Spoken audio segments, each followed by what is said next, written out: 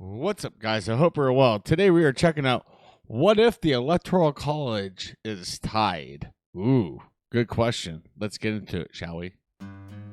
The United States picks its president with the Electoral College, 538 votes distributed by population, mostly to the 50 states and D.C. To become a president, you need to win a majority of those votes. But 538 is an even number, so what happens when the race for president is tied? Don't worry, there's an 18th century solution to the problem. If the Electoral College is tied, the House of Representatives breaks that tie.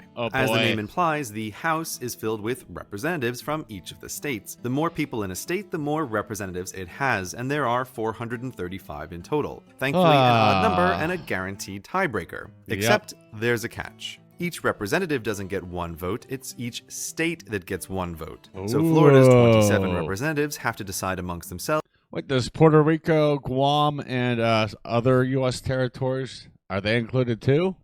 Who to support before casting Florida's one vote to help break the tie. Meanwhile, thinly populated Alaska's sole representative has only to consult himself before casting Alaska's vote.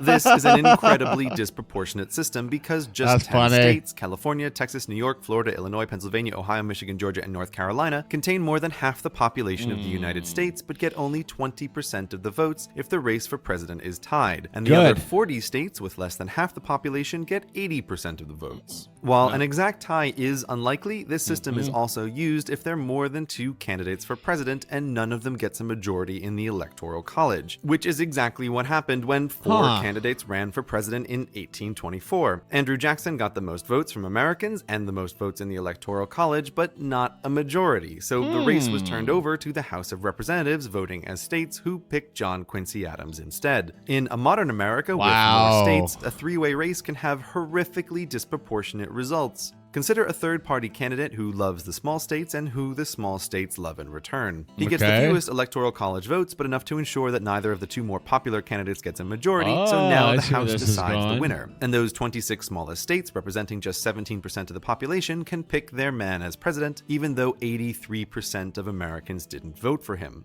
It's unlikely, but it really shouldn't even be possible. Anyway, all this talk of presidents has left the vice president unmentioned. A reasonable person might assume that he just comes along with the president, but How dare you? When there's a tie, the Senate independently picks the vice president. So the United States could end up with a president from one party and a vice president from the other, which might make for some very uncomfortable meetings. But even this crazy system for resolving a tie isn't guaranteed to work because there are 100 members of the Senate, and in the House of Representatives, they're forced to vote as 50 states, and many of those states have 10 or 8 representatives, making the whole system tie-tacular with all those even numbers. So if the House can't pick the president, but the Senate has picked the vice president, then the vice president becomes acting president until the House can make up its mind. But if neither the House can pick the president, nor the Senate can pick the vice president, then the Speaker of the House becomes acting president until either branch of Congress picks someone.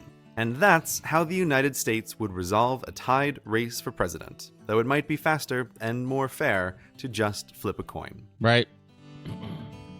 Damn.